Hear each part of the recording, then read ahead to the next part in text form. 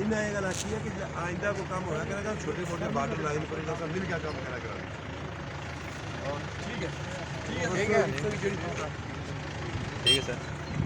तो साल बाद ही गल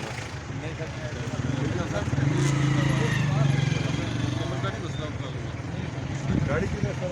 गाड़ी करा सारा इन्हें ही बताते रहते हैं। हाँ सर मुझे कहने लगे अगर फिर तेरी जगह मार के डालता हूँ तो बड़ी मुश्किल नहीं वो पता है ना लोगों को मुख्तलिफ जहन में आता है ना उसमें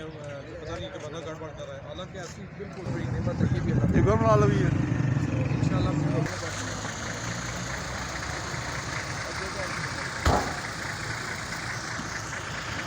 हो जाएगा